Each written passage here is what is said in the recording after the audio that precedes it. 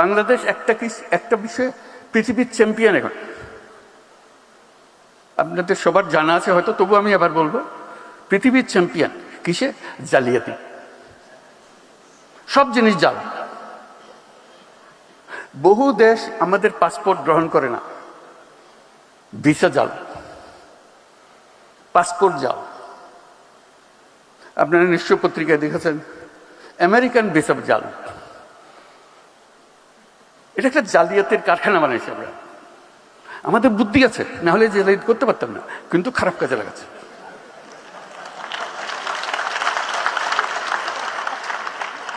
যে জালিয়াতি করতে জানে তার কাছে অনেক ক্রিয়েটিভিটি। আমি মধ্যপ্রাচ্যের একটা রাষ্ট্রের মন্ত্রীর সঙ্গে আলাপ করছিলাম। তারা বহুদিন ধরে আমাদেরকে প্রবেশাধিকার দিচ্ছে না। বাংলাদেশি কোনো মানুষ, শ্রমিক বলে কথাটা, কোনো মানুষকে প্রবেশাধিকার দেবে না। এমনকি আমি যেটা তাদেরকে বোঝানোর চেষ্টা করার জন্য সর্বনিম্ন, আমাদের যে মেরিনার, যারা জাহাজ চালায় দুনিয়াতে, should be proud of them. They are leading the industry. যে তারা জাহাজ চালায় দুনিয়ার, তারা এক বন্দর থেকে আরেক বন্দর, সেই উপলক্ষে তাদেরকে ওই দেশের বন্দরে যখন জাহাজ আছে তখন কয়েকদিনের জন্য তারা ছুটি পায়, শহরে গিয়ে একটু ঘোরাফেরা করে আসা যাওয়া করতে পারে, জাহাজ ছেড়ে স্থলে আসতে পারে। ওই দেশে তারা আমাদের বাংলাদেশি নাগরিক হলে তাকে নামতে দেওয়া হয় না। আমি শুধু মিনতি জানালাম যে বেচারা জাহাজে জাহাজে ঘুরে, অন্তত তাদের জন্য একটা পারমিশন দাও। বলতে আমাদের নিয়ম তো সবার জন্য প্রযোজ্য, আমরা কি করি? তুমি আমার আবেদনটা গ্রহণ করো, শুধু তাদের জন্য দাও, আর যদি মনে করো সবার জন্য পর উন্মুক্ত করবো। তো কয়েক মাস পরে শুনলাম যে তারা মেরিনারদের পারমিশন দিয়েছে। একটা দুটা দেশ না, লম্বা লিস্টি যাদের দেশে আমাদের প্রবেশাধিকার নাই। ওই মন্ত্রী যার সঙ্গে আমি মেরিনার নিয়ে আলাপ করলাম, সে বললো যে দেখেন আপনি বন্ধু মানুষ, আপনাকে পুরো জিনিসটা আমি বোঝাবো। আমি বোঝাবো বলতে আমি নিজে গেছি এই যখন তারা আসে দেখার জন্য যে বাংলাদেশিরা রিজেক্টেড হয়ে যাচ্ছে কেন। তো নানাজনের কাগজপত্র দেখালো,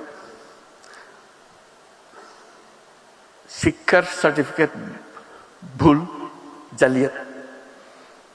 বলছে একজন মহিলা, সে আসছে এখানে ডাক্তার হয়ে, তার ভিসা হলো ডাক্তারের ভিসা।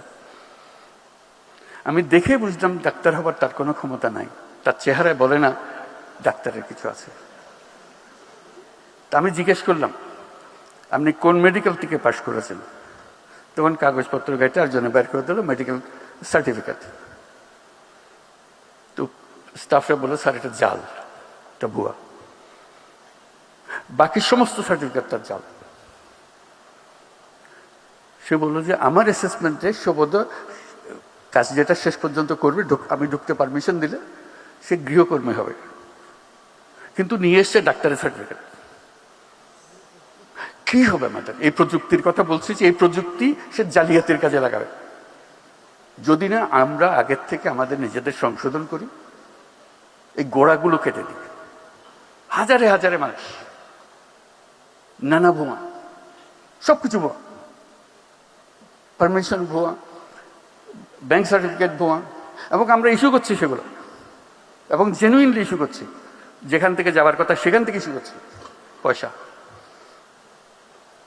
কাজেই আমাদেরকে প্রযুক্তিতে আসতে হলে ন্যায্য জিনিস নিয়ে আসতে হবে।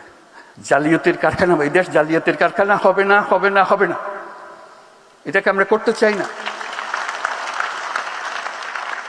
আমরা নিজ গুণে দেশে সারা দুনিয়াতে মাথা উঁচু করে চলতে চাই, এবং সেই সামর্থ্য আমাদের আছে। আজকে এই প্রযুক্তির বৈঠকে আমরা সেইভাবে মন ঠিক করি যে আমরা জালিয়াতি থেকে বেরিয়ে আসবো। আমরা তরুণদেরকে উদ্যোক্তা হবার সুযোগ করে দেব, এবং আমাদের নীতি বাস্তব এবং বর্তমানকে প্রতিফলিত করুক সে ব্যবস্থা করব। মানুষের সহায়ক সরকার করব, ওইভাবে আমাদেরকে চলতে হবে। তাহলে এই সমাবেশের সার্থকতা। সবাইকে ধন্যবাদ।